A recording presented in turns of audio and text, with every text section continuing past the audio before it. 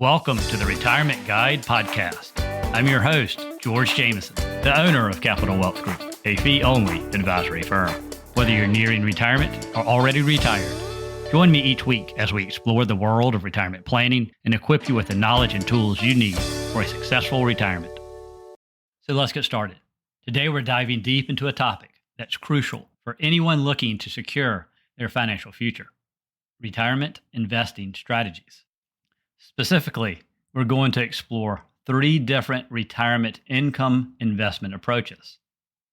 But before I start, a quick note. A couple of these strategies came from Dr. Wade Pfau, a leading researcher in retirement income planning. But this episode does not cover all of his strategies. You can listen to my 4th episode titled 4 Retirement Income Strategies to learn about all 4 of Pfau's strategies.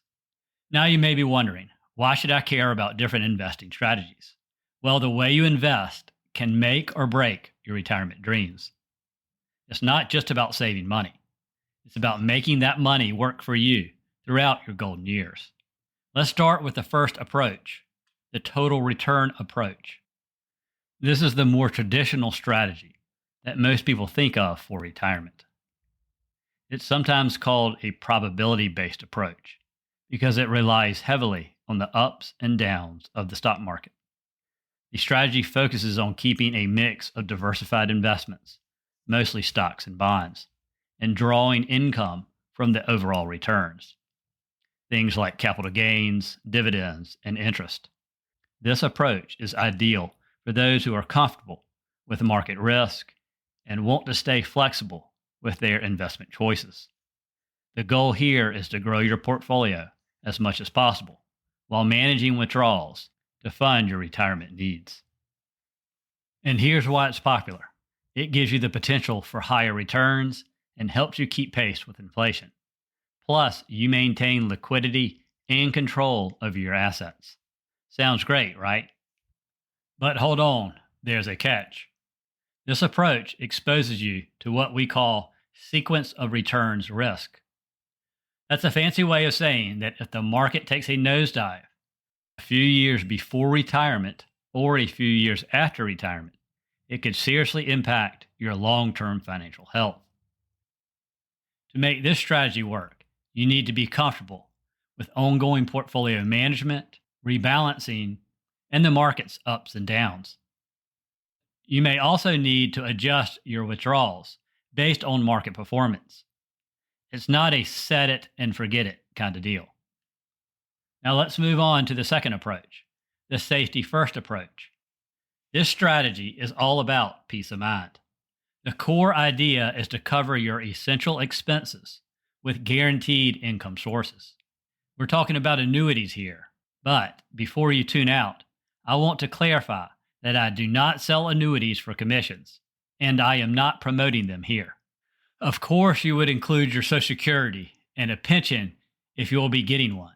But for most people, your essential expenses will be more than what you get from your guaranteed sources.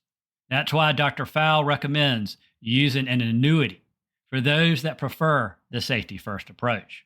Specifically, Dr. Pfau recommends a single premium immediate annuity, also called a SPIA, or a deferred income annuity, called a DIA.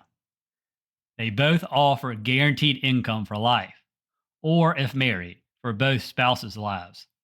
These can be great options, but it's important to note that many people that I meet with are hesitant to give a large chunk of money to an insurance company without the possibility of getting any of it back in a lump sum. Alternative annuities to consider would be fixed index annuities or plain fixed annuities with income riders. These products can provide some of the same guaranteed income benefits, and if you end up not annuitizing them, you can get some or all of your investments back after the surrender period is up. Think of the safety first approach as creating a solid floor for your retirement income. Once you've got your basic expenses covered, you can invest any of the remaining assets using a diversified portfolio, like the strategy we discussed in the first approach. But this would be used for discretionary expenses, the fun stuff. The big pro here is the security. You know that your essential needs are covered, no matter what the stock market does. It's a great way to reduce stress and ensure you can always keep the lights on and food on the table. But there are also downsides. This approach might limit your upside potential and flexibility. And if you're using annuities, be aware that they can be complex and sometimes come with very high fees. It's crucial to understand what you're getting into when it comes to annuities, because once you buy and the 30-day window is up, you're pretty much locked in. So to sum up the safety first approach, you would purchase an annuity that guarantees lifetime income, covering either your lifetime or both if you're married, to handle your essential expenses. The rest of your assets would be invested in a diversified portfolio of mainly stocks and bonds. Since your daily living expenses are covered by the annuity, you could take a more aggressive investment strategy with this portfolio if desired. You could use this portfolio for vacations or other extra spending. But if the markets take a hit, you're not forced to withdraw. You can adjust, maybe opting for a more budget-friendly vacation, like a beach trip instead of a European tour, depending on your situation. All right, on to the third approach, which I like to call the total return approach with a cash buffer.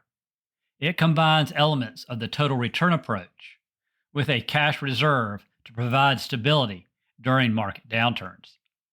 Here's how it works. You maintain a diversified portfolio for long-term growth, but you also set aside 2 to 4 years of expenses in cash or cash equivalents.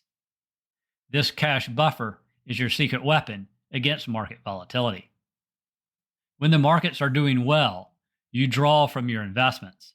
But if things go south, you can dip into your cash reserve. This gives your portfolio time to recover without forcing you to sell assets at a loss. The beauty of this approach is that it provides a psychological and actual cushion. When the markets are going crazy, you can sleep easy knowing you've got a few years of expenses tucked away safely. It also helps reduce the sequence of returns risk we talked about earlier, especially in the early years of retirement, when your portfolio is most vulnerable. But remember, again, there's no free lunch in investing. Holding a significant amount in cash means that money isn't growing as much as it could be during bull markets. You'll also need the discipline to replenish your cash buffer when times are good.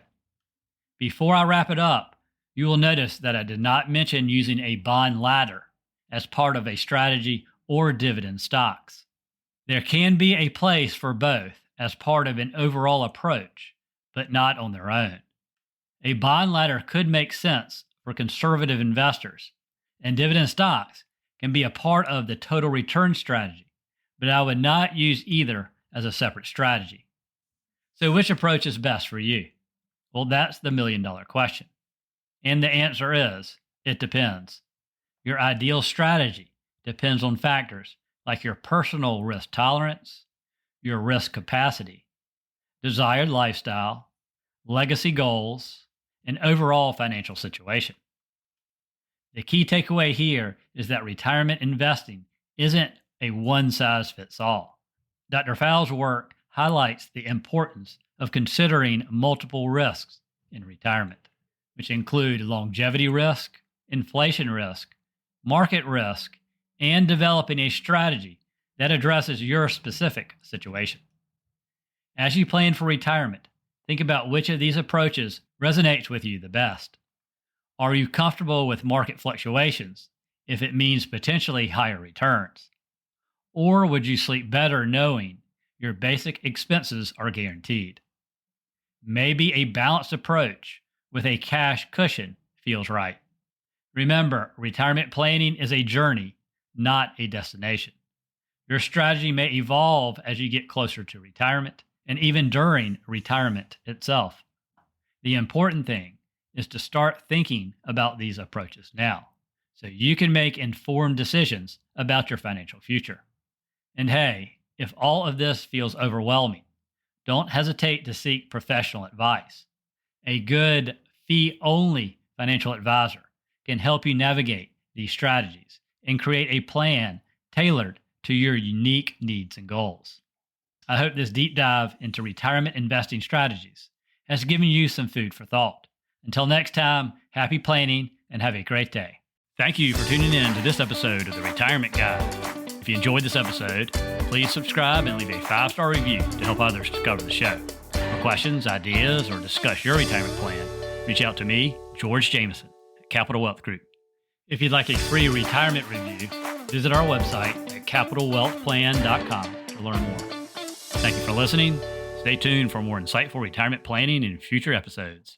And now for the disclaimer. The information discussed in this podcast is for general explanations and education only. It is not tax, legal, or investment advice. Before considering acting on any information heard here, first consult with your tax, legal, or investment advisor. Thank you and have a great day.